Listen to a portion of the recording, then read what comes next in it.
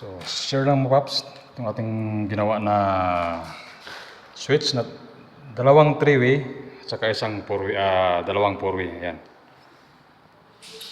So, ito yung pinakaunang switch, tabi ng pinto. Ayan. So, yung dalawang switch na yun doon, kabilaan. So, yung gitna niyan, yan yung pinaka higaan. Kasi yan ito yung pinaka master bedroom niya. Right?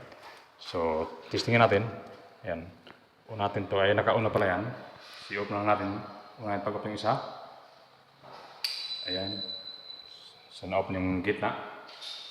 Tapos yung isa naman. Ayan, open yung gilid. Pinaka-hidden light. Right. Dito sa 4-way na, mga pops. Ito yung pinaka 4-way. Ayan.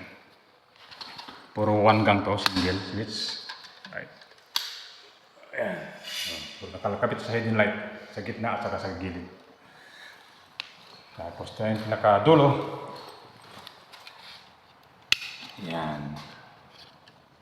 So, ganoon lang kasimple ang ating connection. So, ang tagging nito mga paps dito sa switch, sa marking. Line 1, line 2, line 3, line 4. Ang line 1 saka line 2, siya yung ating pinaka-common. Tapos line 3, line 4, yun yung out sa papuntang 3B, right? So, sundan lang. Pwede kayo malito mga paps, testerin nyo na lang. Pero may marking naman dyan, saka mayroong diagram sa nakamarking dyan sa pinaka-switch.